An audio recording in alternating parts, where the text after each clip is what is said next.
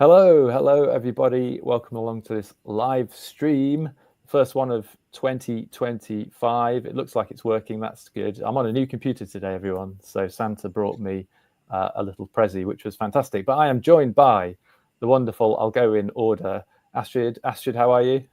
I'm fine, thanks. How are you? Hello. I'm good.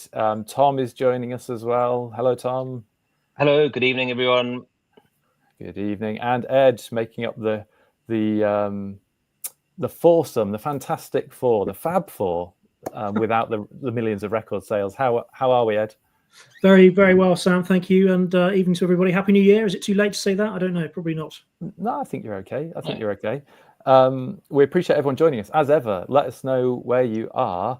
I am not at home. You will notice, regular viewers, the keen-eyed amongst you. I'm actually in Italy. I am about 50 miles from where we're talking about tonight. So that's exciting. That's dedication to the cause. Every week, Astrid's going to be flying me to wherever we're talking about, which is very kind of her. She didn't even know she was going to do that.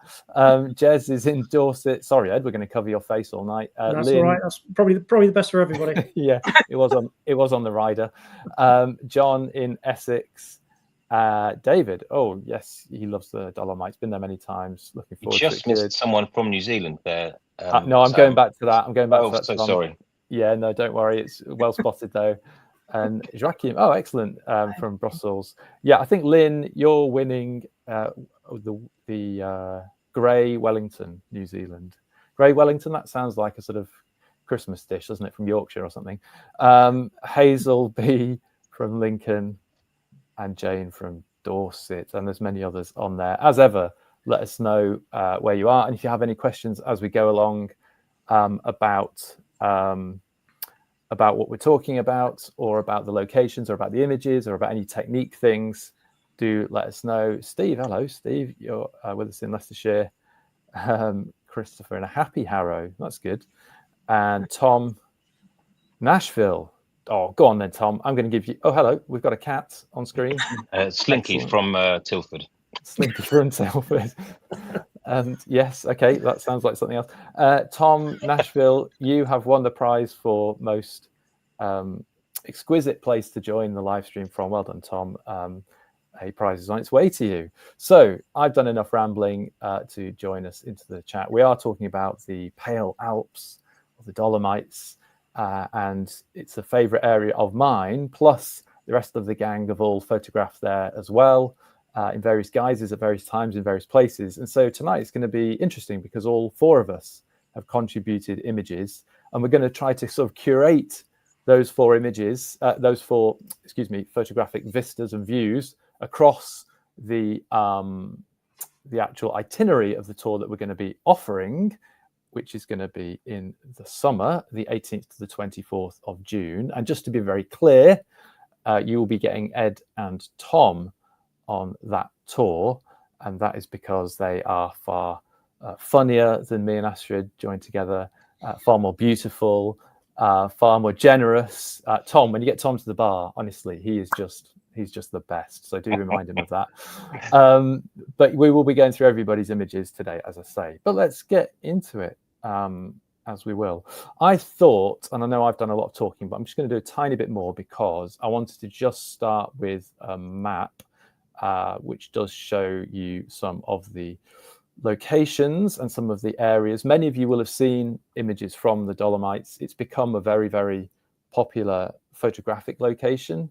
I think Tom was mentioning we're going to have an image here at the back end of this chat, which is, I think, at one point or 1 year was certainly the most Instagrammed image location-wise. But one of the things I wanted to point out was, depending on when you go and where you go, you can actually find lots of areas where there aren't many people at all. And it can be really interesting photographically to see those areas and to approach them differently. And so we'll get into some of that as well. But fundamentally, when we talk about the Dolomites, people tend to split it into the east and the west side of things. And many of you may know the Tre Cime, which are the three peaks, which you will have seen lots of pictures of, I'm sure. That's over on the east side. And then if you go right over to the west, you've got the Alpi di Siusi, or the Seiser Alm, for Astrid. And those 2 points make up the far east and the far west. And between that, there's loads of different things. And the quite strange thing is sometimes you can be in the Dolomites and you realize that even though you've gone an hour in one direction, you're now looking the opposite way and you're actually photographing the back of the mountain that you were looking at an hour ago. So it feels both big and small at the same time. That's certainly my feeling about it. It'd be interesting to know what Tom and Ed feel, and I'll throw to Ed first in a moment. But we do cover in the tour, which is a tour that all of us have done and all of us will do and share. We do cover the east in some degree, the central area, and the west to some degree as well. And that varies year to year, and it also varies condition to condition, because we may pull you around depending on where we think is going to be the best place to be at the present time, as it were. So yeah, hopefully that gives you some idea. And obviously we're up in the northeastern area of Italy, just approaching the Austrian border. Okay, let's get into some actual photographs though. And I wanted to start with this, Ed, because this is in the Alta Badia area, which is central, as it were, on the map. And we wanted to throw this in at the beginning because it is quite indicative of A, the beautiful light, and B, the beautiful rock formations that people can find. And then Ed obviously did a splendid job with that. But Ed, do you want to just take over there from your point of view about A, the location, and B, this particular image, and then a bit of Dolomites background from you? Yeah, happy to, Sam. So you're right. This is actually, having explored the map pretty much in the center. This is a photograph from the top end of the Val Gardena, and this particular set of peaks is called the Sella Group. It's probably about 3 or 4 kilometers wide, and this shot actually is a 6 or 8 shot stitched panorama, with each image being focus stacked. So I think there are about sort of 20 or so images that made up this, and the lights of West London dimmed as I loaded this into my computer to try and process it. But thankfully I managed to churn it out. But it sort of sums up the Dolomites for me, really. I mean, as you say, the light was lovely. And the nice thing about visiting the Dolomites and looking at the peaks is a photographer's paradise for more reasons than one. You'll never get a bad metering, because the mountains are about 18% grey everywhere you look. So you take a spot metering off the mountains and you pretty much nail the exposure. They are this extraordinary pale colour.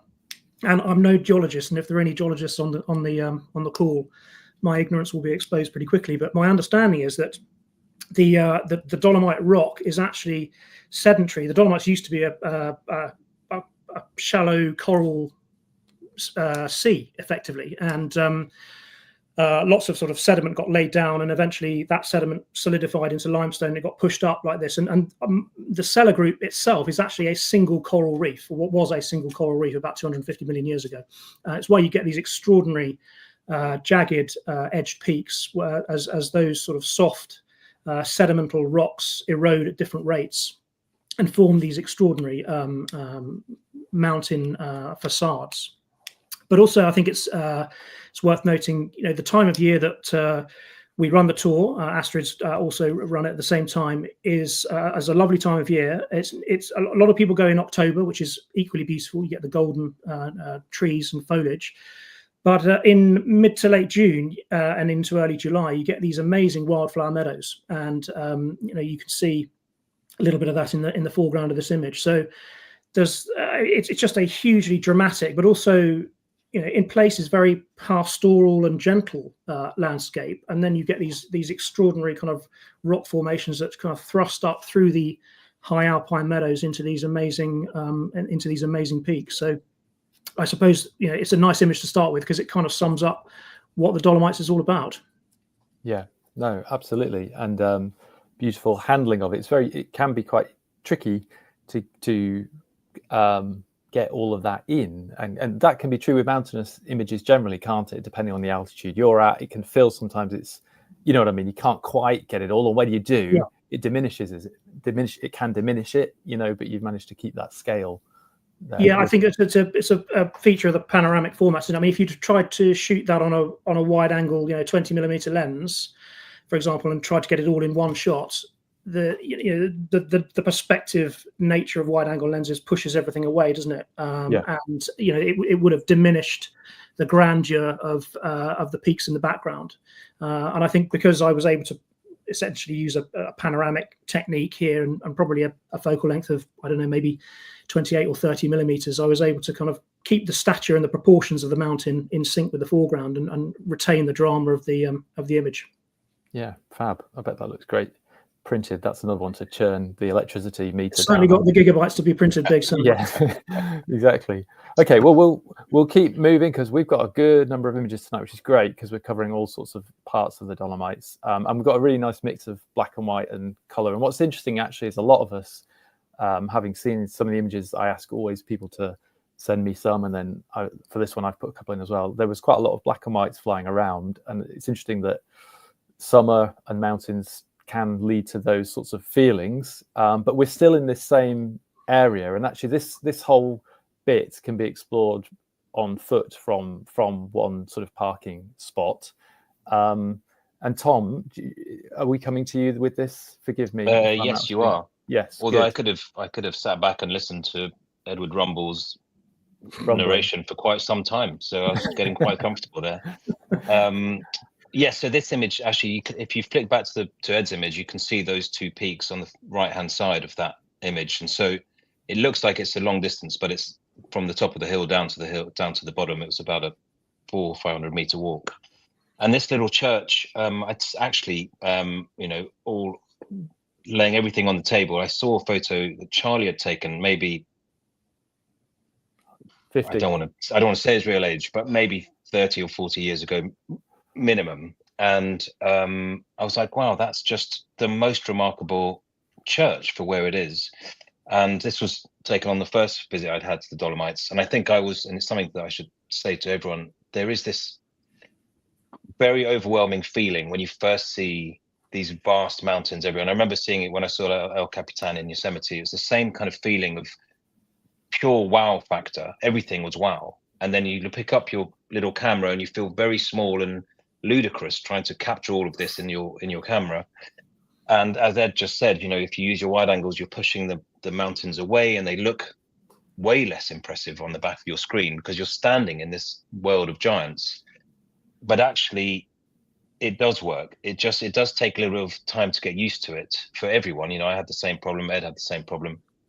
But once you do start to get your eye in, and you see the shapes and you see the way things work together, particularly this church, it's obviously very similar to the mountains itself. It does come together, and the black and white, I think, and feel free to disagree with me, but I think it's a very nice and comfortable and safe way at the beginning to capture what you think is just so awe-inspiring, because you take the color out, which just adds confusion really in your image. And you can just look at shapes and shades and colors and types of gray. So, and this image, it leapt out: the white path, the white church, the sun coming just at the right time, a lovely little sky going on in the background. It came together, and I wasn't alone doing this shot. There were, a lot of the group saw this, and we just headed down from Jimmy's Point. Is it, Ed? Where yours was? The Jimmy Hut is yes, it's one of the refugios, one of the ski jumping off points and restaurants. That's right. Yeah. And so we'd done that and then wandered down, and this was on the way down, and it's one of my favorite pictures. Certainly it's my favorite from the Dolomites. It's one of my favorite black and whites. It's virtually a drawing. If you had to design an area, you would put your little church there, you'd have the white path going off with these stupendous peaks next to it. So it's an awe-inspiring place. The first time I saw the Dolomites, I genuinely thought, why have I gone all the way to New Zealand? Sorry, Lynn, I would go to New Zealand again, yeah. But there's places in Europe that really will blow your mind, and this is one of them. Yeah, absolutely. We've got a couple from this areas because I wanted to put in 2 or 3 variants of the same thing just to show the differentiation in times of day, approach, different angle, which we're obviously a little bit further off to the right here. Ed, can I throw at you on this one? And you've obviously included, the image includes a little bit more space, should we say? Yes. Yeah. Well, we went back to this location the following evening, actually, because it was so popular with the group. They wanted to have another go at it, and why not? I mean, it's magnificent. But what we were focusing on here really was, the sun had basically set or was just about to set here, and it was at that lovely time of day when you can balance the ambient and the artificial light without blowing the contrast out and having to get one or the other in. And so, I mean, one of the other aspects of beauty in the Dolomites is that because the 18% grey peaks are very neutral in colour, they pick up tone and colour from whatever's going on around them. So that you get that alpine glow, which you saw in the first image, but also here, it's quite a blue light, and so the peaks are actually reflecting back some sort of blue and magenta tones. So I rather like that. I rather like looking at and it takes a while, as Tom was saying, actually to tune into this and to see the color that's reflecting off the mountains themselves. But once your brain sort of clicks into gear, you can spot these types of things. And I rather like the tonal and color gradations across the peak. And of course, then you've got this beacon where you've got the artificial light just illuminating the front of the church. So it's quite a sort of soft image. I mean, very much out of camera. There's not a lot I did to this in post processing, but another different interpretation. And I think people in our group enjoyed going back a second time, and when they were a bit more tuned into the sort of color and the reflected and ambient and artificial light balance, and had a go at doing it from this angle. It's worth saying, actually, sorry, Sam, because of the time of year that we're there and the length of the days, we're getting up quite early for the sunrises and for the sunsets, but it means there is some downtime during the day. And one of the reasons we did actually, because this was on the way a couple of times, is we're sharing images first day, second day, third day, and people are being inspired by each other, which is a really lovely thing to see and happen. And then people are like, well, can we go back? Because I'd like to work on this area where I've seen some nice shots done, and the other people want to do other areas. So this was a very popular spot because of the church and these mountains that Ed's described so well. And you have that time to do it, which is great. Yeah. And I mean, I'm going to keep us rolling just for the time purposes. Sorry, yeah. You guys are absolutely right as well. And Astrid, obviously, haven't been here too. You could basically spend lots of times just in this one location, because you can also walk around. And one thing I'm going to come to later is you don't have to be a huge walker to do this trip, which is, I think, something people might worry about. So I'll come back to make that point later on when there's a relevant image to kind of accompany it. But just wrapping up this particular area, because I wanted to include this one because it's quite fun, because it's an IR image, correct? So we've got an infrared here. Yes, no, we milked this location for what it was worth. I mean, and as you say, could have done a lot more. But this was shot from the other side of the valley, looking back across the road to the same little chapel. And as Tom was hinting at it, it is rather nice to be able to play with shapes and repetition and form. And I rather like the two little huts on the top left of the image there, which have the same kind of gable end shapes as the church and the church roof. And so you're getting these little motifs. And of course, if I'd have then panned out wider, you would have probably seen the same kind of forms repeated in the ridgeline of the mountain behind it. So, these little linkages in terms of form and shape that you can string together, I think are really attractive. And I think the other thing that makes the image work for me is the little shadow details that sweep across diagonally from left to right. But it's quite fun. I mean, I had a bit of fun experimenting with IR. I mean, obviously the classic kind of subterfuge here is that it's a mountainous landscape. There should be a lot of snow about. In theory, this was obviously shot in the summer where the grass was as green as can ever be. But of course, the IR transforms it into a snow-like scene. And I think we've got another example later on which does a similar thing. So there's a sort of visual hoax, I suppose, going on, which I think is quite fun. That's all your images, Ed. They're just visual hoaxes. I knew they are all hoaxes. You've just been hoaxing me the whole time. Just a quick one, chaps, because Tom's asking, where is the church? So the church is at the top of the Gardena Pass in Val Gardena, which is in Alta Badia, which is in the centre of the Dolomites, Tom. So Gardena Pass is where you want to find that area. and you can walk a short distance, like the guys have talked about. Everything, most of the things we've shown here have been quite short distances from the parking, or if you're a serious walker, you can jet off and do a full day of walking as well. Let's roll on, because we've got a good amount to get to, and we've got all of you here watching, which we appreciate. Obviously, we are in the Dolomites, as we said. So a few people have joined late, but you obviously know why you're joining. But all 4 of us are here because we're going to talk to you about some of our images and some of the locations that we cover in the summer tour.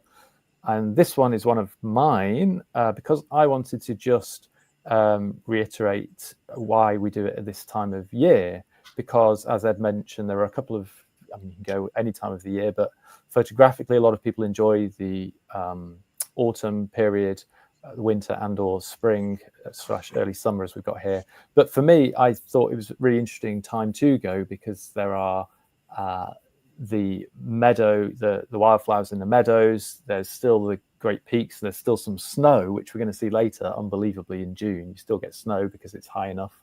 Certain areas of the tour are anyway. But this is actually somewhere nobody would go and photograph. It's just on a small walking path just outside Corvara. And actually, this is interestingly, someone, when I've shown this in tours, in talks and whatnot, people have often asked me if I focus stack this.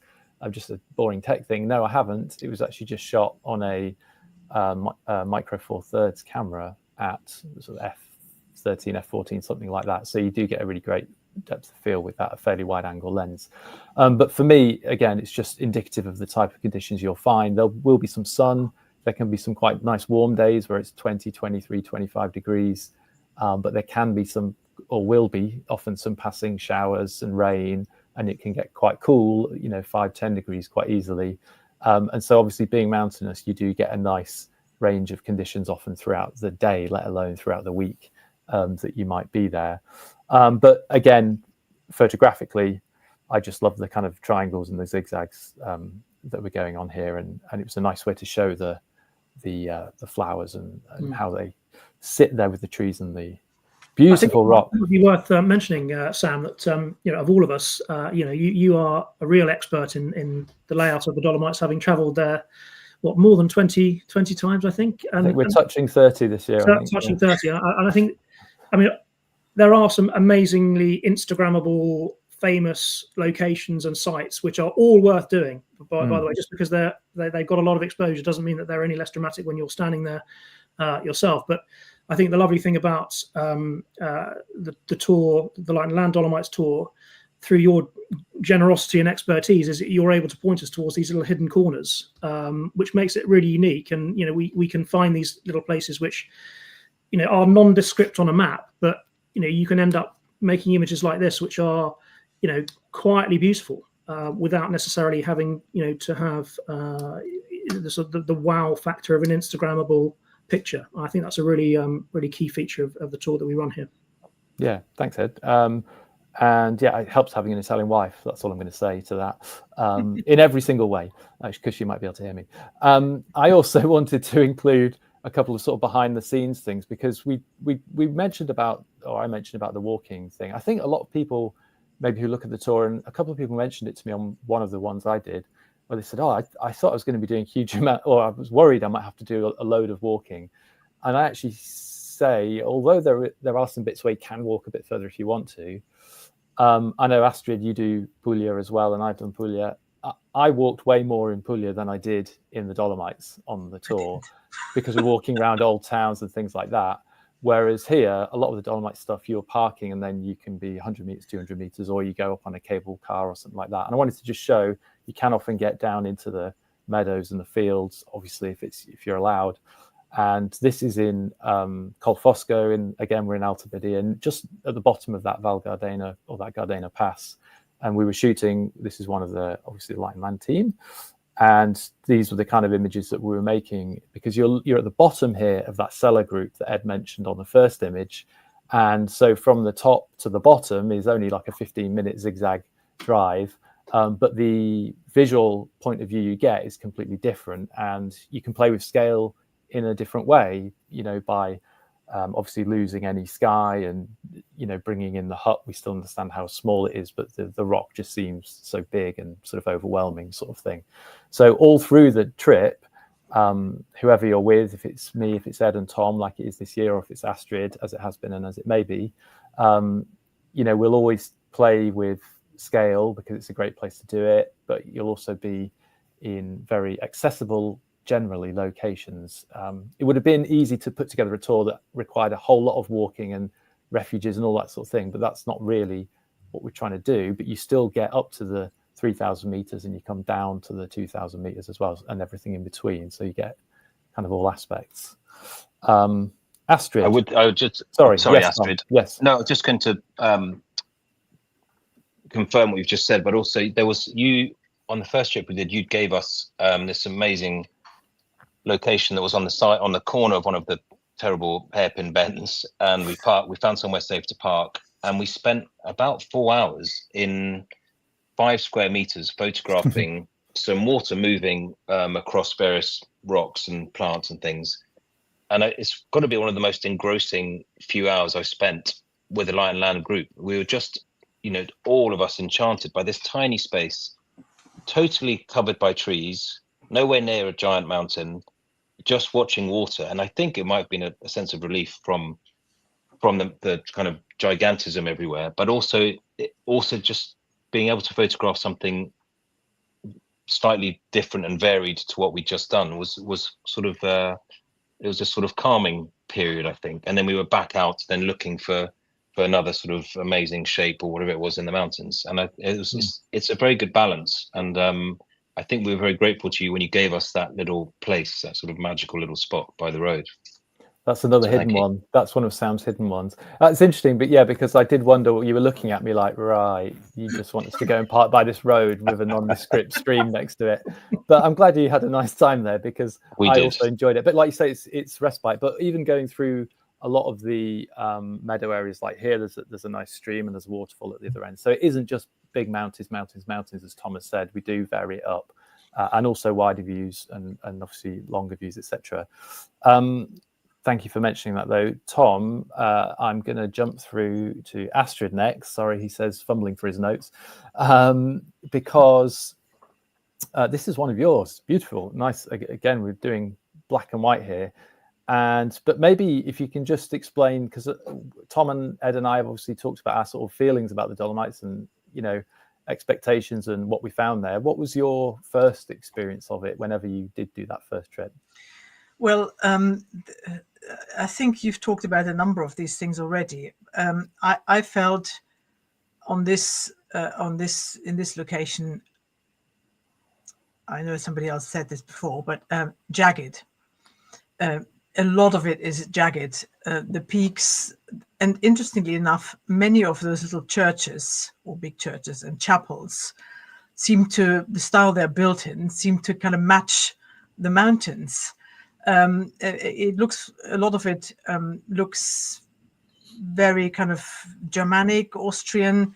I mean, we are in that part, furthermore, obviously in the west, in Tyrol, but it just reminded me. And this particular location is it's not far from the roadside, and with our group, I think on more than one occasion we just were able to just simply, somebody screamed stop, and I had to all hands. That wasn't your driving. Find somewhere to stop because they spotted some view or some little church not far from this one as well. We stopped again, run back down the road and find the view. So there are many views that you can find that are easy to get to, that are not necessarily on Instagram tread out perhaps like the last one we're going to be talking about, but this one in near Cortina is lovely, and the weather was changeable. We had fantastic light, the clouds moving, you can see the drama, and I thought black and white is just does the trick, because it's the shape, isn't it? The jagged peaks, it matches the church tower, and the diagonals in the picture, the mountain hut and the valleys, everything is a diagonal in this picture. So I really thought it was all about shapes and lines. So black and white it was. I mean, the colors were beautiful, but for me this was all about the graphics, and a lot of it in the Dolomite was, I must say. So black and I'm not surprised that there's so many black and white pictures in the selection. Yeah, and quite a few squares as well knocking around amongst Yeah, all of them yes, because of those triangles, basically. Yeah, they work really well in squares, don't they? Yeah, but I like seem that. to remember, sorry, Sam. I seem to remember there's a rather nice pizza restaurant as well, just in that village, which Tom and I There is, yes. spent some time waiting for the light in. Yeah, right. And we should mention the food, obviously, as well, because it is well. It's fantastic. It's in a little bit of German influence, but I mean the food is excellent. I mean, I had to revive Tom from a cheese coma on a number of occasions. Actually, what was embarrassing was the photo of us on day 1 and the photo of us two supposed leaders on day 7, seemingly a size or 2 bigger, yes. which haunts both of us, and I think that photo keeps us in trim now. Yeah, good to mention the food though. It is great, and service and hotels are impeccable always, and the service is really good, and everything's clean and it's easy, and everything just works. The roads are good, you know. Transport, mind. Yeah, you can go everywhere by bus. You can. Yeah. Whenever I ask somebody, you know, how do you get this way or that way in a hotel, they'd say, yeah, you just take bus number such and such, bus stops just outside. Yeah, it was amazing. I mean, if we hadn't had to lug all this gear around, we probably could have half the locations we could have easily gotten to by bus. Well, the other problem is the bus drivers don't stop when you shout stop if you want to take a picture. So that is the other, I have tried. Yeah, I'm gonna. I just slung this in actually just for a very quick one to say, as we've seen and will see a lot through the course of this evening, there's many ways to skin the cat, I suppose is what I'm trying to say. And actually, some of the things that we talk about with shadows and scale and shapes, you know, we can look at on quite a small scale, you know, such as this, obviously just the shadow of this church, but also on quite a grand scale. And actually some of the things we talk about with composition and balance and light and shade, it doesn't matter if we're talking about a little stream, like Tom was saying, or we're talking about a view over a 3,000 meter mountain. Some of the same quote unquote, or rules or building blocks, should we say, graphically apply, whatever the elements might be. And so it's sort of deconstructing that. So I wanted to point to that because actually this wasn't one of mine. It was with someone I was with, and they spotted it, and I said, oh, that's really cool with the curve. And I suspect that's actually a ski slope in the winter behind, because it's cut very much like it should be.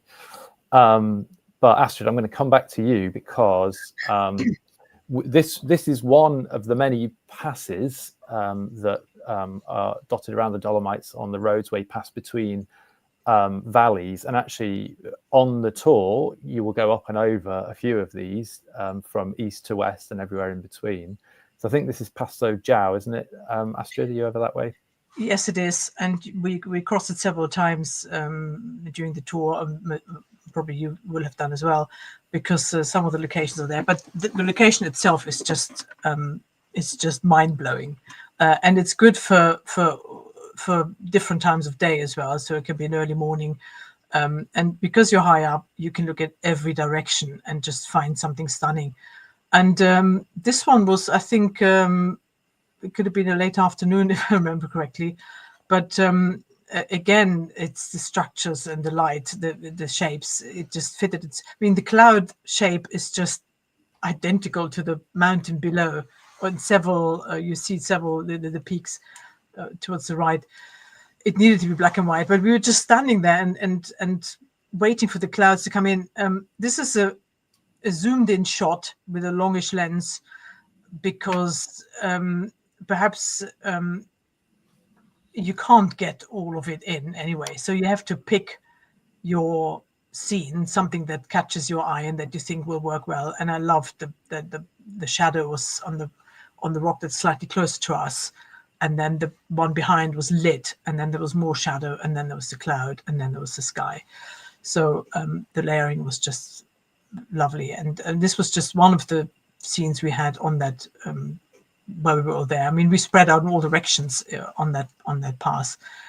Easy, you drive up, you park, you just walk whichever direction you want. Absolutely fantastic. And black and white again, just it's all about the graphics for me. There was no color as such that was that added to the picture. So well, I really love it. Yeah, the cloud mirroring shape versus the mountains really great, and obviously the shadow in the foreground and then the lit mountain in the middle. And I think actually just, it's those attention to details on things like cloud shapes and matching shapes to what's in the landscape, which are really important. And actually, having done a tour fairly recently in November, one of the participants came up to me on the last day and said, she sort of hugged me and said, I love you because now you've made me look at the sky and see things in clouds. And she said, I've never thought about that in my photographs particularly. Her background wasn't in landscape per se. So just waiting for the right time, if you sense there might be a pattern repetition or something that mirrors, vice versa, like Astrid's done here, that's what makes the image even more captivating, shall we say? If you can. Well, also with the mountains, the weather can be variable. I mean, we had masses of snow at the top, so freezing and below, and we had lovely meadow times. But because of the mountains, the clouds roll over and it changes so quickly that you can stop virtually anywhere along the road. I mean, we've stopped any number of times. We said, "Oh, look at this cloud!" And with the mountain, sometimes we had just cloud, and suddenly 3 little peaks came out into view in amongst the clouds. So you screeching tires, you stop, you jump out, and try and make it into a picture. So that's a wonderful time as well, being there in June, where you have this variable weather. So yeah. Cool. This actually, Peter, thank you. Peter has said, Happy New Year, everyone. Great photos. Thank you, Peter. If anyone has any questions whilst they're on, do let us know. If you're watching on YouTube, you can just pop that in the comments, and obviously on Facebook as well. Any queries about the locations or the pictures or the techniques, then let us know. I'll just move briefly on this. This is one of mine, but I want to get us moving because we've got a few other things to cover. This is actually another slightly a sort of 5 meter square spot of actually to get this view, and you have to be slightly careful where you park. So we always are. There is a safe spot, but this is actually when you go over from Colfosco towards the Marmolada range, which would be over on the right here. And then we head up to the Passo Pordoi, which is where we're going on the next image. I think Ed, I may go to you on that one. But just as you go over from Colfosco, there's a really beautiful view here, which just again works graphically. It's always appealed to me, this one, because of the mountain there on the right and the sort of little curve in the top and the diagonals. And just in the morning, you can get some really beautiful light coming down that side of the valley there, and it's really, really beautiful. So we have mentioned the fact that there are lots of views everywhere, and part of the trick is kind of containing yourself to to concentrate on something when you've stopped and actually just take a few moments to have a look. And there are some places where, and I think this is true on lots of the trips we do, there are some places where there is a really obvious view, and we might all start there and we might all look at it. But there are quite a few places in these on this tour where we will park you somewhere, and there might be an obvious one or there might not be, but then there'll be plenty of other things in and around that which you can go and explore. And that's why, like Tom and Ed say, what's really cool is to then look at each other's images at the end of the day and talk about, well, I saw that. Oh, I didn't even know that was there, or whatever it might be. I'm just, before we get to this, Tom has asked a very pertinent question with regard to the tour. How strenuous is the hiking? I kind of alluded to the fact earlier that when we originally did it, I didn't want it to be a heavy hiking trip because I didn't want to rule out anybody from participating in it, because that would have been a different type of tour. So I think we actually call it moderate, Astrid. He says, yeah.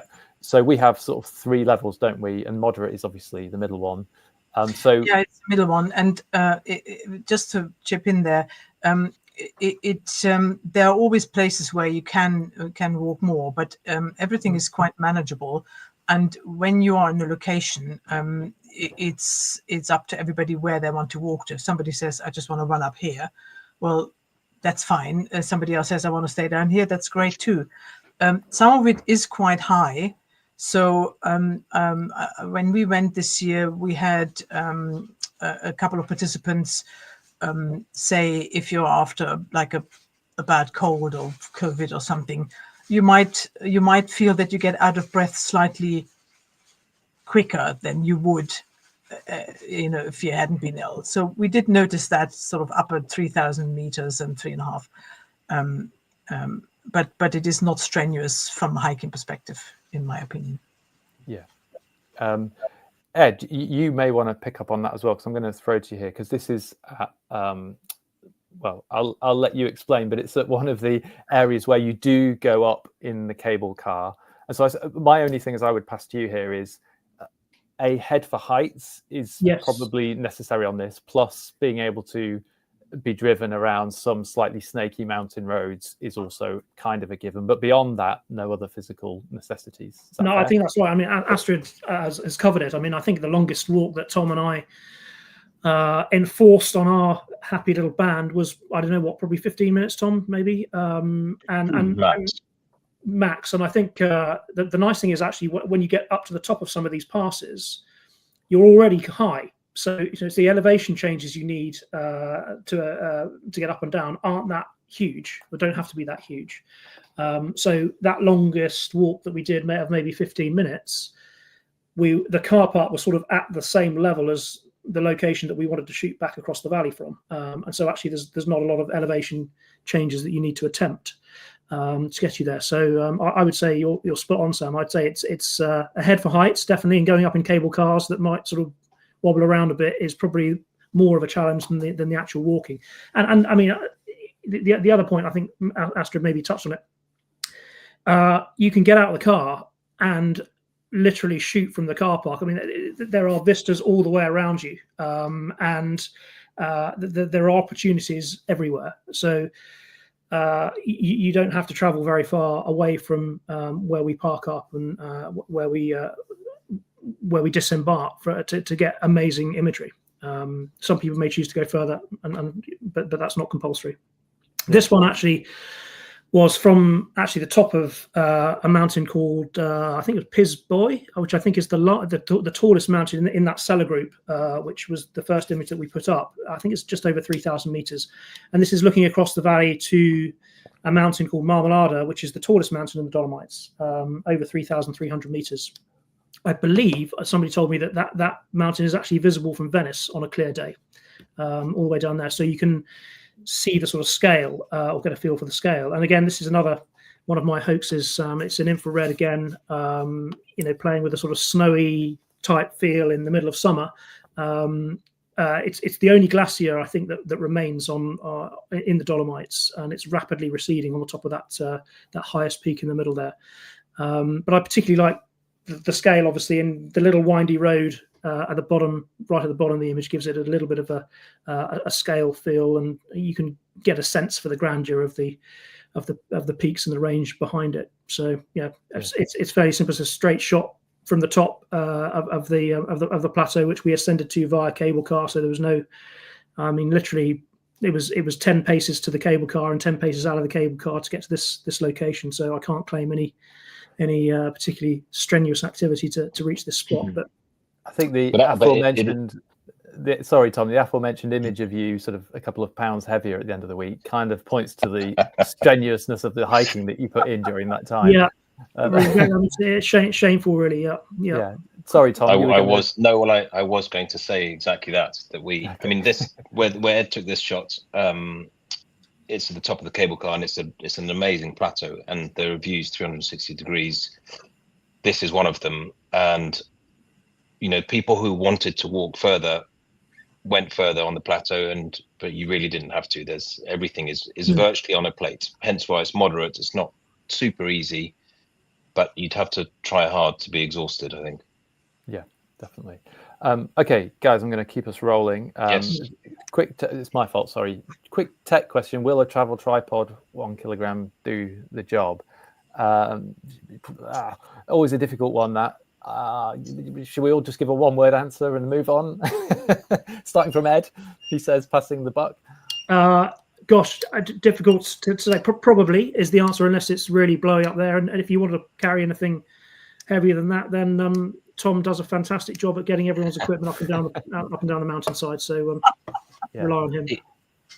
He's joking, but Ed and I will happily, we've carried people's bags if they wanted us to. So that's, you know, that shouldn't, the tripod weight shouldn't be whether you want to do this trip or not. Yeah. We can totally, that's something we can sort out. Actually, to be fair, some images, because we're photographing through the day, you can handhold a lot of the time, because it's very bright up there. The air is 3,000 meters is pretty crystal clear a lot of the time, and you know, you're operating, you know, with shutter speeds of 500th to 1,000th of a second. So, you know, tripods are by no means mandatory, and a lot of it is, I think, in some ways, I mean, I would always advocate using a tripod normally in landscape photography as a compositional device. It slows you down, it gets you to focus in on the compositions. But actually, in an environment like this, and this is an image which perhaps illustrates that well, reacting to changing lights and cloudscapes that are blowing through the landscape, and, you know, Astrid's image of the jagged ridgeline and the clouds matching up, probably, I would imagine, was quite a reactive shot. It was like, my goodness, you know, the clouds. No, it was on the tripod. Yeah, it was on the tripod. No, but I think because we just put Always it up. got your back. Yeah, but I have a small, fairly small travel tripod. I think it's 1.5 kilograms. It should do. I mean, if it does the job lower down in your, you know, in normal conditions, then it will do the job up there as well. Yeah, it depends what you're putting on it is the answer. Yeah, question, these will but, probably have height restrictions, but I've not, you know, it will have the same issues anywhere down, wherever you are. If it holds your camera equipment and is stable, then it's absolutely fine. Yeah. Ed, or maybe Tom, can I come to you on this? Yes. To talk a little bit about, unless it's, it doesn't matter whose it is. Maybe I'll talk about it. No, we are we're up at the top of another cable car here, so it's another nice easy one, access-wise, isn't it? This is the top of Lagazoy, and we'd had a most incredible morning this morning. I will say this is Ed's shot. It's a phenomenally beautiful shot. Obviously, he just got lucky hand holding, so he just told us that's how he did it. You told him where it was, right? Yeah. I was looking at it at the time. We'd had this most amazing inversion on the way there, so the clouds were just sitting there waiting. We got the cable car to the top of Lagazoy, and where we were going to meet a guide that I'm going to talk about very quickly shortly. And then we started looking around, and as ever, we arrived on this plateau, views everywhere. And really, within a few minutes, the clouds that had been below us suddenly started rising fast. And this is looking across to Cinque. Help me with the next bit. Sorry. Five towers. 5 towers, apparently. And so we're looking across the valley, and these clouds just were revealing and hiding, but fast. It was quite remarkable how fast these clouds were moving. I mean, I don't know how to describe it, about 20-30 miles an hour up. And so you are never shooting the same scene twice, and everyone was, you know, sort of doing that thing that you do when something amazing's happening and suddenly your lenses don't screw on as they should screw on. And Ed and I were doing our best to help, and also pushing people out of the way to make sure we could get the shot. And I'm joking, obviously. But it was a quite incredible moment, followed by having a guide. I guess I think he was an actor, but he not particularly successful. So he'd taken on this role as giving a guided tour at the top of this mountain to describe the war that took place, which is one of the names. The tour is called the Pale Alps, but there was a terrible war that happened between Austria and the Italians just before the First World War, and it didn't really lead to very much. It was basically two armies fighting each other in the same spot. But this guy gave us the most impassioned and emotional talk about the place. It took about an hour. He was the most charming, lovely guy. He should have had a successful career as an actor.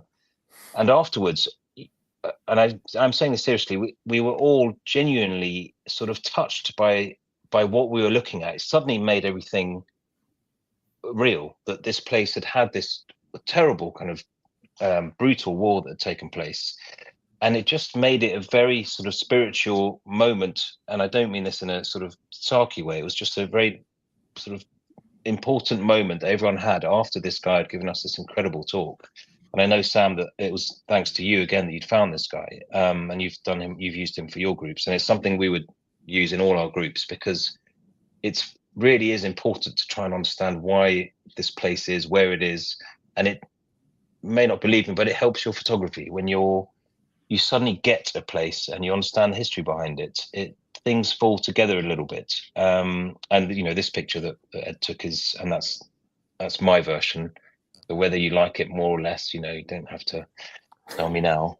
But same thing. People were shooting in black and white, in color, and this is the color version, which is very kind of muted colors.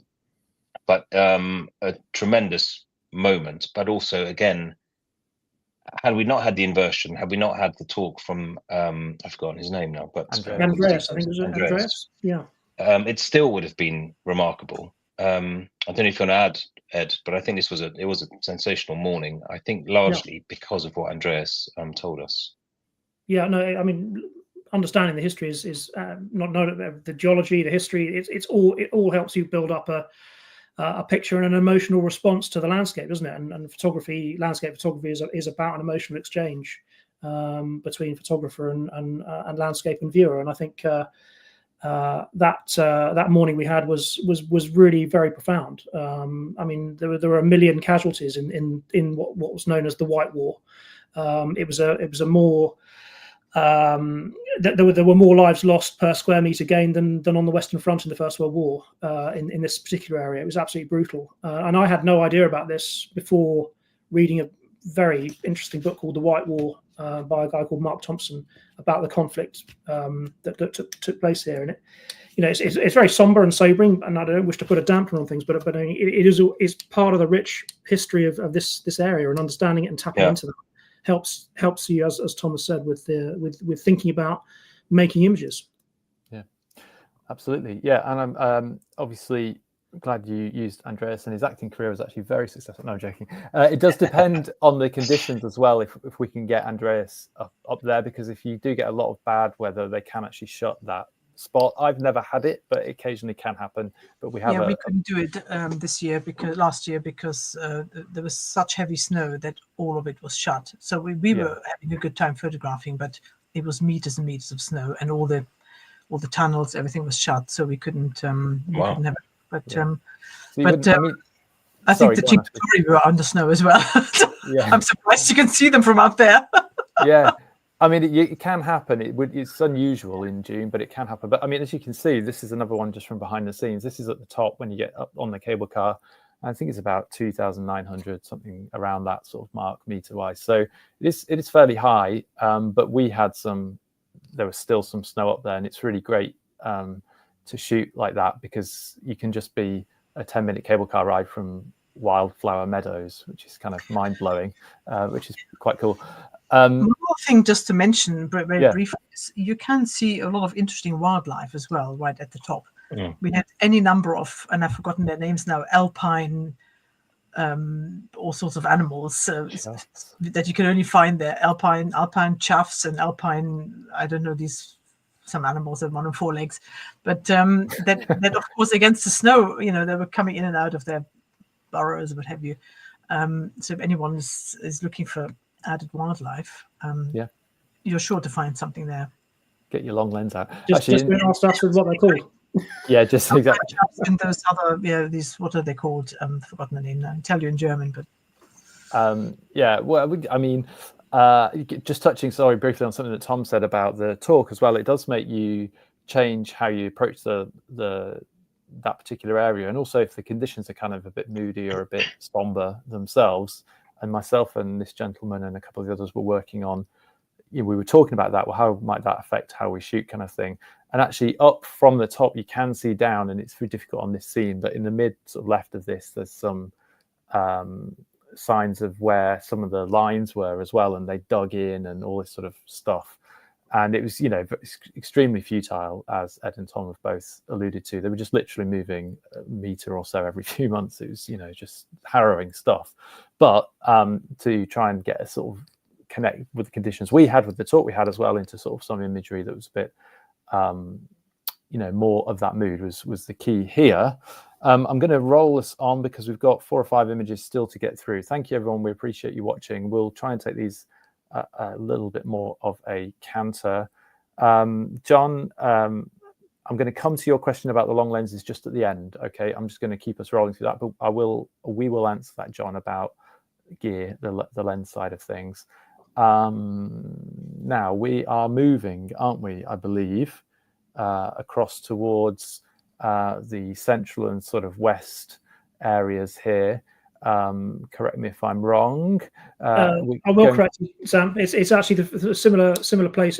We're back where we were. Sorry, aren't we, Ed? Another from Lagazoy. Yeah, just picking up in a similar way to Astrid, and just working, as Tom says, with those amazing kind of rising cloud forms. But this is just a section of the ridgeline, and actually it taps into John's question a little bit, because I must admit I found myself using longer focal lengths far more often than I would have anticipated going to this region. I thought, you know, wide angles, getting it all in was the way to go. And actually, I mean, I was regularly 150 to 400, you know, in that region, picking out these little shapes. I think this is probably at about 200 millimeters.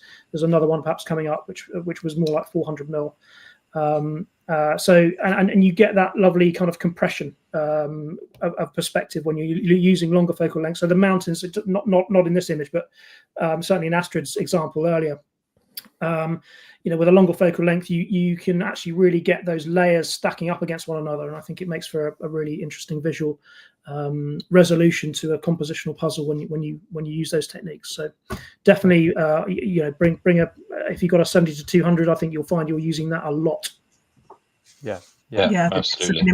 Yeah, you want up to 200 at least. I'm going to drop a little bomb in here. I've never carried anything over 200 in the last 8 years generally, but that doesn't mean you can't do it. And sometimes I'm cropping in on stuff, but I will lose the perspective difference, which Ed is talking about. So if you have these days, the 100 to 400s can be very compact actually for what they're covering.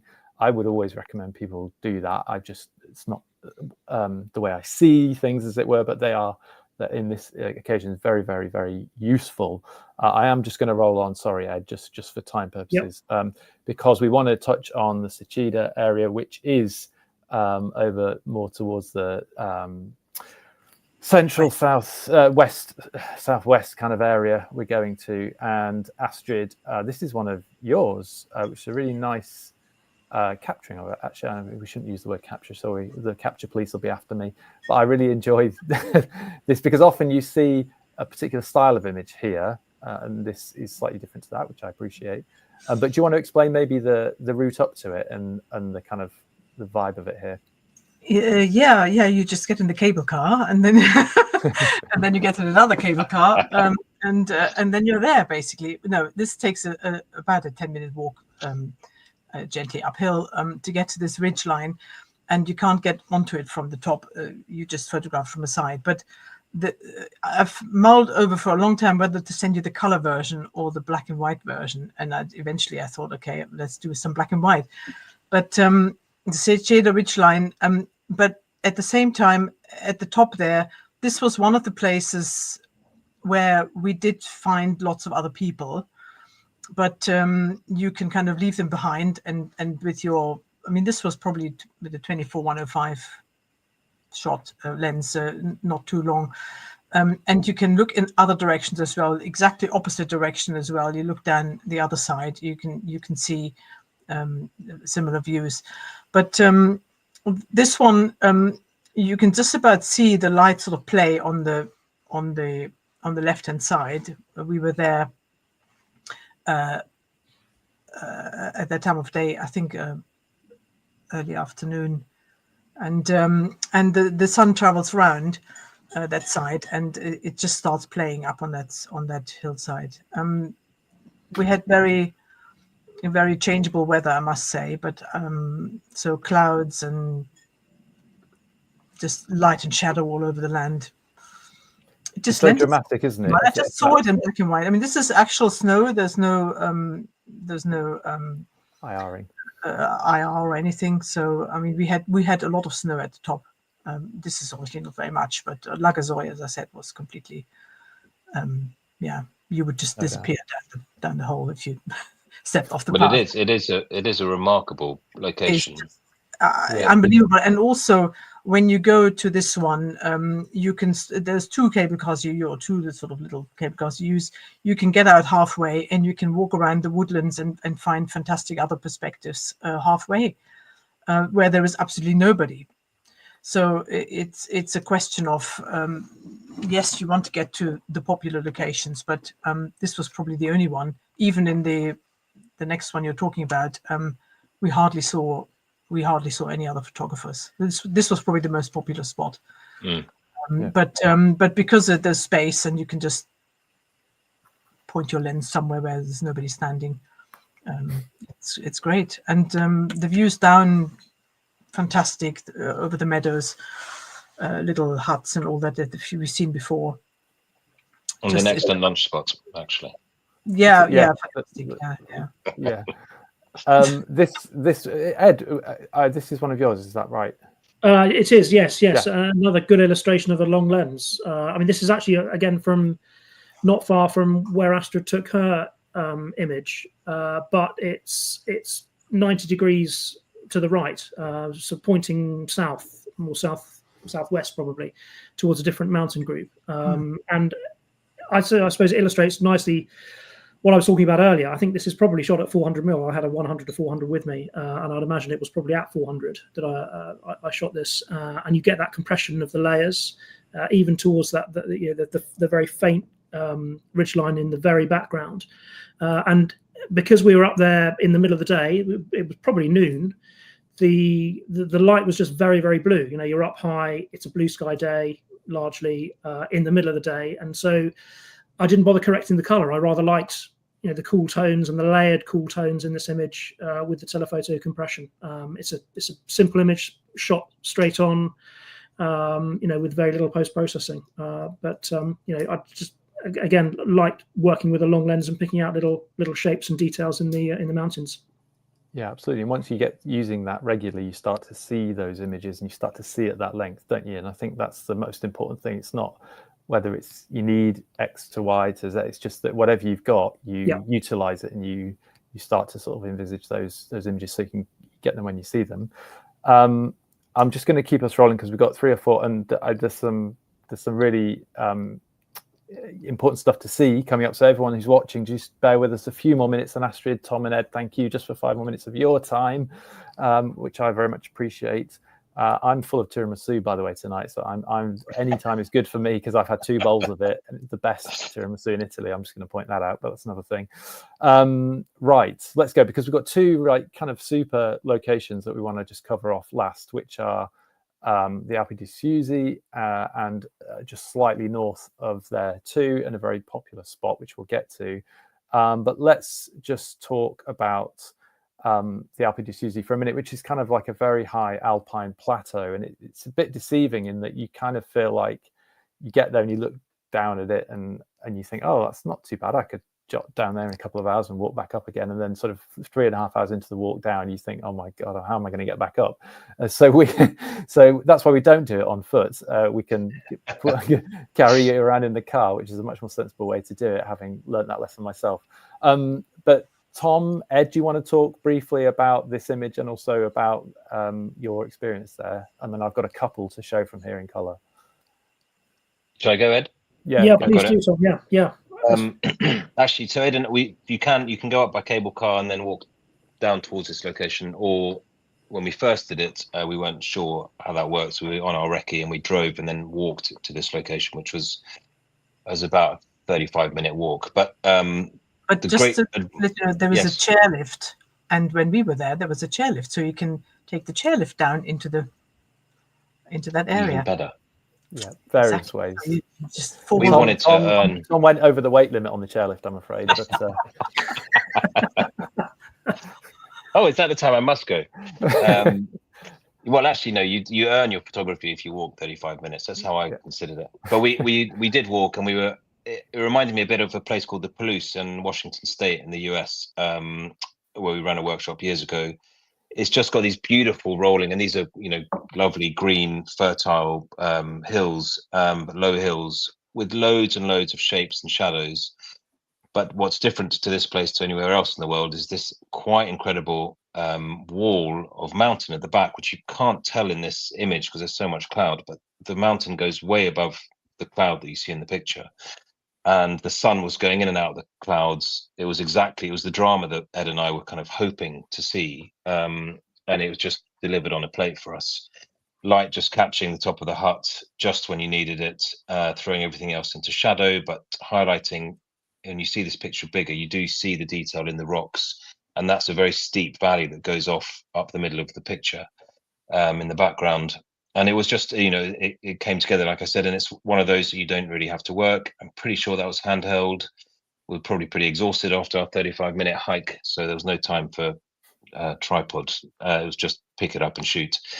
And Alpe di Siusi, which I cannot say, is sort of the furthest point west that we go to, having started where Sam introduced the show. This is kind of the furthest point west of the trip. Yeah. Cool. Thanks, Tom. Sorry, I'm gonna keep us running for time purposes. But you've made the point that it's very impressive, and it feels like another kind of place altogether as well. And because there isn't general vehicular access, that's a phrase I've always wanted to say, you can't just drive around there. You can only drive in that small road on the actual place if you are staying there, and you can only access that at certain times as well. So if you get the cable car in or the chairlift in or whatever, generally in the day you won't find traffic, or you won't find cars there at all, or very few, which is really great. And you can find these beautiful pastures. And this actually was a fairly early morning shot from one of my trips there, and there was just some low mist, but it gives you some feeling of it. And I'd seen so many images, which I'm about to show you next, of it in very dramatic light, very dramatic weather, and I really was happy that I found it in a much more serene kind of mood, should we say. And so obviously when I captured that, and in the post-processing it's fairly muted, black and white, just obviously because that's the vibe of how the morning was. It was very, very beautiful, but crikey, it was cold. However, I did just want to show you this because on my last trip, it was 3 or 4 years ago now, when I did this last one, as I say, we sort of share this one around so that we can all go on it and do it. We had just some absolutely bonkers conditions, and this is at the top looking over the Alpe towards the mountains that Tom was mentioning, which Sasso Lungo, Sasso Piatto, which is a stone plate there on the right because of that kind of angle of it. And we had this gorgeous rainbow. There was just bananas light going on. And even though this is a very popular spot, we saw 3 or 4 other photographers, and that was it, which was amazing, really, bearing in mind the conditions. But it's quite a big place as well, so you aren't tripping over people. You've got plenty of space to explore, and you can deal with it with wider lenses, longer lenses, picking details out, etc., etc. But I just remember this was actually our last day, and the whole group, I was there thinking, wow, how did I get a rainbow? It's just, everyone was joking that Charlie had just called it in from above, but it was a really great way to end the trip, and in such a dramatic location. And I think just as we rally to a finish, there is just one more image. You've heard us all talking about things like dramatic and amazing, and I think that would be the takeaway, is if you have not been, I genuinely promise you, there is nowhere more impressive, if you like mountains, to go in Europe. That's my opinion, but having done a bit of traveling, I genuinely believe that, and even the rest of the world thrown in to some degree, without having to do that crazy travel, you still get that those amazing vistas. So let me just go to the final image. And actually, John, I'm going to come to your next comment in just a second, which is great. But before I do, I just want to remind everyone, this is about, this whole evening is about the tour that we are doing in the 18th to the 24th of June this summer. I can say this summer, we're in 2025, aren't we now? And both Ed and Tom will be running that. So you get the advantage of 2 people's different aesthetics, 2 people to carry your bag for you, 2 people to buy drinks for you at the bar, 2 people to tell jokes, and between them there is one funny joke in there. and you will have a really great time because they both love the locations, but they also love looking after you guys. And we've had loads of great feedback from trips that Tom and Ed do, and so I know for a fact you'll have a great time with them, and you'll have a great time because the Dolomites are, as we've alluded to, amazing. But who wants to take this then, Ed and Tom, just to finish, because this is super archetypal Dolomites as seen on the internet. Ed is you're gonna run us into the end zone, as they say. That's for John out there in the States. Take it away, Ed. What a build up to a very well shot and well known location, but beautiful nonetheless. I mean, one of the themes that we've talked about through the evening has been accessibility, and I think one of the features of the tour is you get to shoot some amazing alpine mountains, some incredibly dramatic peaks, which are a 10-minute walk from the car. So you don't have to basically hike up and down through very difficult terrain to get to these incredible locations. And we've sussed it all out with your help, Sam. We've got the parking spots nailed down. It all runs very, very smoothly to give people maximum shooting opportunities for minimum kind of hassle and strain. This is unbelievable in that you literally park the car, and it's probably why it's so Instagram. You park the car, you walk across to a purpose-built wooden photography platform, which has now been constructed to keep people out of the field because they were all sort of, the Instagrammers are all wandering in and taking selfies in the farmers' meadows. And you can shoot this, what I think is still a very, very beautiful scene. I mean, this is actually the mountains here are the Changeable ridgeline. So Astrid was photographing them from the right-hand side of this image looking across, and at the top of the Val de Funes, I think it's called Val de Funes, which we go to from our last hotel location. There's a very good pizza restaurant where we sit and have a nice meal while we're waiting for the light and the sun to set at about sort of 9:30.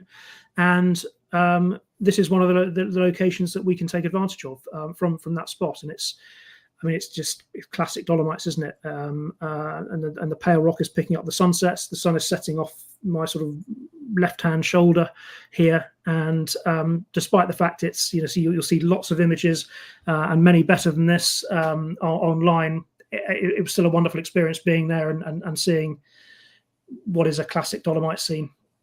Yeah, absolutely. Just before we wrap up, just a thank you very much, Ed, Tom, and Astrid, for sharing your time with us. And I'm sure everyone watching will have appreciated that. And I know we've all managed to share our own sort of thoughts about the locations. As Ed mentioned there, we've tried to mix, and what's really great is Ed, Tom, and Astrid have all sprinkled their own little bits into this tour. So it's been a real sort of combination of people's thoughts, efforts, and researching. And I think now we've got a really nice mix of sort of classic stuff that we know people want to see and we want to show them because it's classic for a reason, but also a few little hidden gems which nobody will know about unless they've done close to 30 trips there. So you've got that nice mix of everything. A couple of things just to pick on before we go, and thanks again for everyone hanging on. Jane, lovely presentation, beautiful photos. Thank you. Well, thank you, Jane, for watching. And David, who's also very experienced in the Dolomites, thank you for a wonderful trip. We appreciate that. And John, importantly, fantastic locations, trip not to be missed. I'm already booked. Well, there you go, John. Glad to hear Tom carries bags with 100 to 400 sturdy tripods. See you in June. Good to have a purpose. He's already in training. Yeah. There are a few spots available on this. So if you have watched this and it's always been on your to-do list or your wish list or whatever, just get it done, get it booked. You'll have a great time with the guys. Thank you, Tom, for watching, and thank you for winning the prize of most exciting place. It nearly stolen on the last minute from Ballarat in Australia. But John, I've said you've won, so you've won. I'm a man of my word. Don't say otherwise. Right, we will be back in the next few weeks with some more live streams. I am just traveling at the moment, so we've just had to sort of jiggle around some dates, but we'll let you know on Facebook and on the Light and Land newsletter when those will be and who they will be with, but we're going to tour you around the rest of the trips that we do. But we've all talked enough. I certainly have. Thank you very much for watching. Astrid, Tom, and Ed, we really appreciate you as well. Thank you. And we will see you very soon. Goodbye for now. Bye, everybody. Thanks a lot.